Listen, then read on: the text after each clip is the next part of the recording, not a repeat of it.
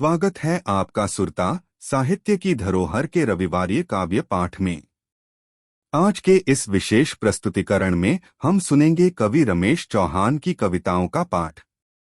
मुखौटा, चिंता और चिंतन, अंधभक्त और चम्मच, आस्था शीर्षक से 4 कविताएं।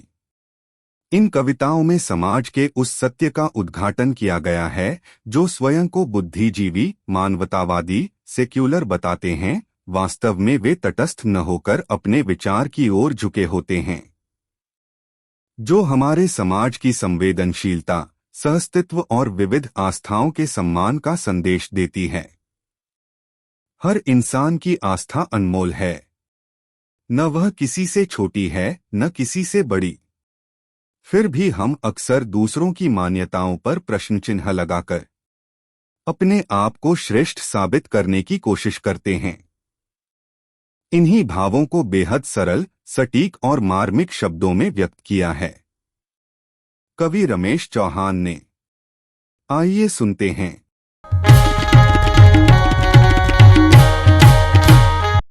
आइए सबसे पहले सुनते हैं एक अतुकांत कविता, मुखौटा।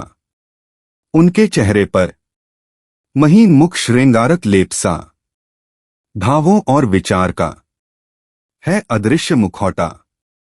मानवतावादी और सेक्युलर कहलाने वाले चेहरों को मैं जब गौर से देखा, उनके चेहरे पर पानी उलेड़ा, तो मैंने पाया न मानवतावादी मानवतावादी है, न ही सेक्युलर सेक्युलर। अपने विचारों के स्वजाति बंधुओं को ही वे समझते हैं मानव। सेक्युलर भी विचार और आस्था से भिन्न प्राणियों को मानव कहाँ समझते हैं। अपने विचारों को जहां जिस पर पल्लवित पाया, वहां की घटनाएं बलात्कार, अत्याचार पर शोर करते, चिखते चिल्लाते हैं। बाकी पर गूंगे, बहरे और अंधे का किरदार निभाते हैं।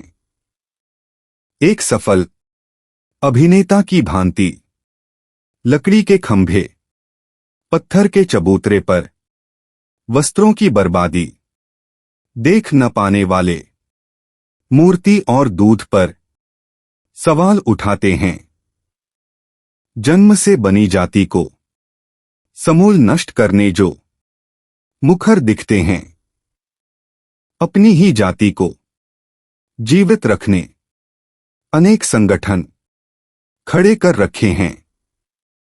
चौपाल लगाकर, सरकार को डराकर मांग रहे हैं केवल और केवल अपने लिए सुविधाएं, आरक्षण की बैसाखी। सेक्युलर को देखना क्यों पड़ता है, पूछना क्यों पड़ता है, मानना क्यों पड़ता है किसी का धर्म और पंथ। सेक्युलर देश में सरकारी पर्चों पर क्यों जीवित है धर्म और जाति का वह कॉलम।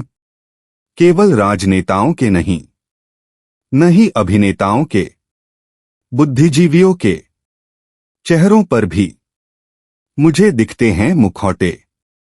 अब सुनिए चिंता और चिंतन, अनसुनी बातें।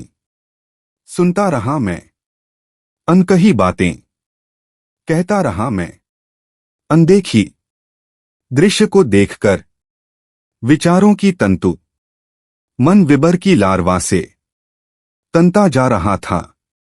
उलझता सुलझता हुआ मन को हृदय की गहराई में देखकर चिंता और चिंतन गाहे गाहे साथ हो चले। नैतिकता का दर्पण में अंकित छवि को देखकर अब प्रस्तुत है अंधभक्त और चम्मच। अंधभक्त अंधा नहीं, चम्मच नहीं निर्जीव, दो पाटन के बीच में पीस रहा पुरातन का पहचान। चम्मच को एक थाली से मतलब, केवल खुद बरगुमान। भक्त कंकड़ पत्थर को मान रहा है शिव। चम्मच का शोर करना है आंतरिक स्वभाव। श्रद्धा में गोता खा रहे भक्ति का निजभा। रस्साकसी के खेल में हिले देश का नीम। अंत में प्रस्तुत है आस्था।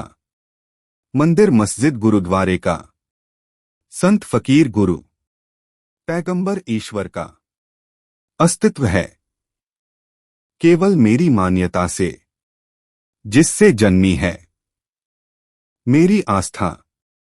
मेरी आस्था किसी अन्य की आस्था से कमतर नहीं है, नहीं उनकी आस्था मेरी आस्था से कमतर है। फिर भी लोग क्यों दूसरों की आस्था पर चोट पहुंचाकर खुद को बुद्धिजीवी कहते हैं?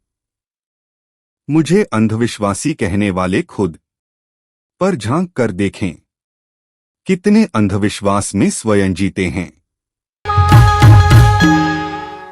यह थी कवि रमेश चौहान की पंक्तियां, जो हमें याद दिलाती हैं कि आस्था एक व्यक्तिगत अनुभूति है, तुलना नहीं। सच्ची बुद्धिमत्ता उसी में है जहां हम दूसरों की आस्था का सम्मान करते हुए मानवता को सर्वोपरि रखें। आपको यह काव्य पाठ कैसा लगा? टिप्पणी में जरूर बताएं और अगली रविवारी प्रस्तुति में फिर मिलेंगे किसी नई उत्कृष्ट रचना के साथ। धन्यवाद। नमस्कार।